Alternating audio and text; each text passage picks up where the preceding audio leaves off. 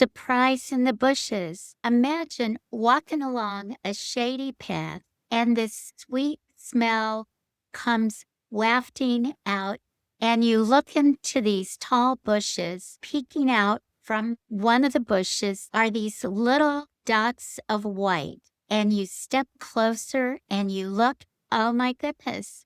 This looks like some kind of a gardenia. On closer inspection, you pull a little branch forward and it's got narrow leaves and that glossy deep green color that I've come to know and love on my gardenias, except my plants don't look like this plant. What is this plant? It is a Cape Jasmine. That's the common name.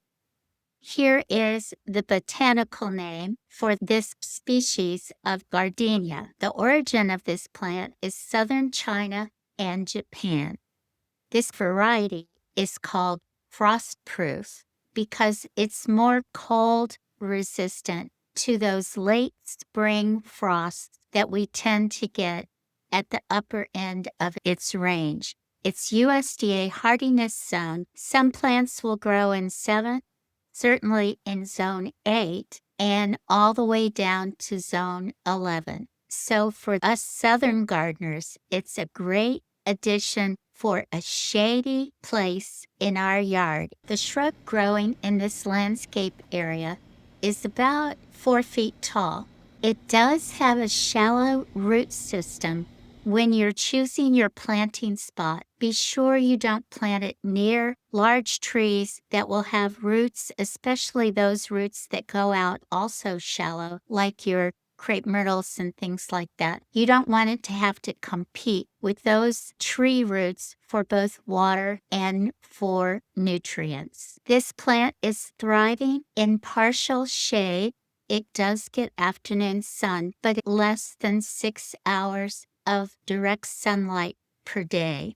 It likes a rich, acidic soil. The pH requirements for its ideal growth and blooming are from 5.0, which is very acidic, to 6.5, which is mildly acidic. So ideal growth range would be 5.0 to 5.5. So if your soil in your yard is alkaline, and you would know that if you have taken a soil test in the area where you want to plant this plant, if it's alkaline, you're going to have to add soil improvement to your soil to lower the pH, and you'll need to do this on a regular basis. But if your soil is already acidic or mildly acidic, then this is a great choice for you. You might ask, well, what happens if I have alkaline soil or my soil is neutral, like around pH 7? The roots cannot absorb the nutrients that it needs, especially the iron, and the leaves turn yellow and your plant does not thrive. Here's your first gardening tip for where to plant. Put your plant away from any concrete that you have in your yard. Don't plant it near your patio. If it's concrete, don't plant it near any kind of a border that's concrete or a concrete walkway. And you might ask, why is that? Because concrete contains calcium, which will be leached over time into the soil. It will raise the pH of the soil above the range that the plant can use to absorb the iron that it needs. Your plants will not thrive, and that's a waste of your time. Water requirements for this plant are moderate, and keep in mind that it was found along the riverbanks in southern China and Japan. So it does like a moister soil. Get it in a partially shady area and one where the soil won't dry out and become hard between periods of watering. Its bloom time is late spring to early summer.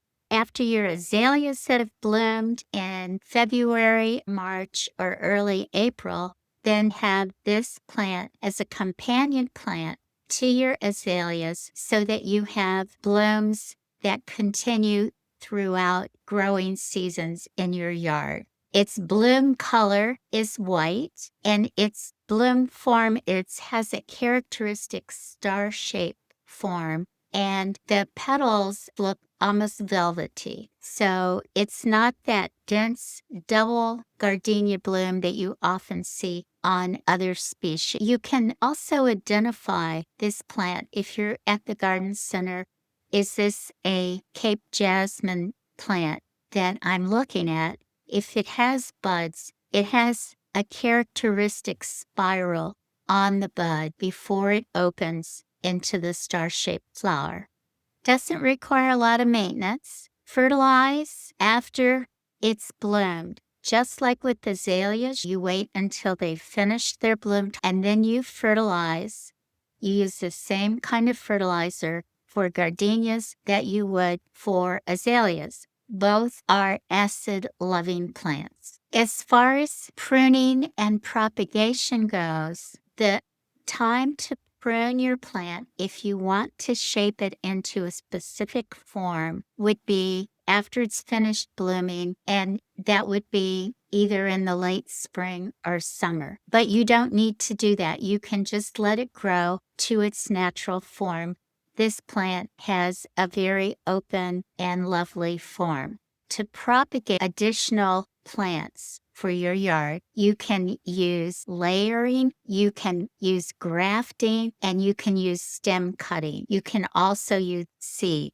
My preference is always a stem cutting, and you wait until the blooms are over. You would take a portion of new growth and remove leaves, dip it in root hormone, and put it in a container with play sand, or you can put it in potting soil in a small pot. Keep it moist, not wet, and propagate it that way. This is a wonderful evergreen plant to have in your yard, but the one thing to look out for, especially once the insects start flying around, is whitefly. That's the #1 pest that this plant has. Part of occasional gardening maintenance for this plant would be to go out and tip up some of the leaves and see if there's any kind of sticky, moldy substance on the side, or is as you approach the plant and shake it a little, if you see kind of a flurry of white insects, you'll know that you have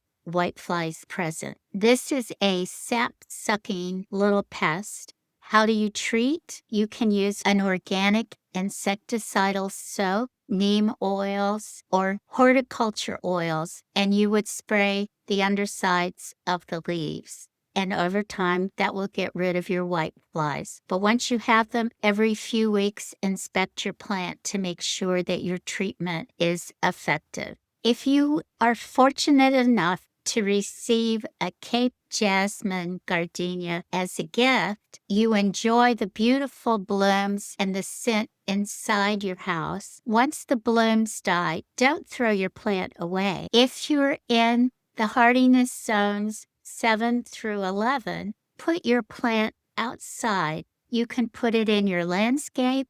If you have a specialty garden like a set garden or a nighttime garden or even a pollinator garden, just allow enough space so that it may grow 4 feet wide and 4 feet tall, or use a large container and have it on your patio. Remember, it only needs partial sun, and keep it watered if you have it in a container. It's always wonderful to walk and find a gardening surprise that has almost immediate application to my yard, and hopefully it's something that you might consider for your yard, whether it's in the landscaping or in a container. I hope you found this information helpful and that you can consider adding a Cape Jasmine gardenia to your garden, whether it's in a container or somewhere in your landscape. Thanks for watching, and if you've not subscribed, please subscribe, Gardenier, for more gardening information, tips, tours, and inspiration. And I'll see you again soon.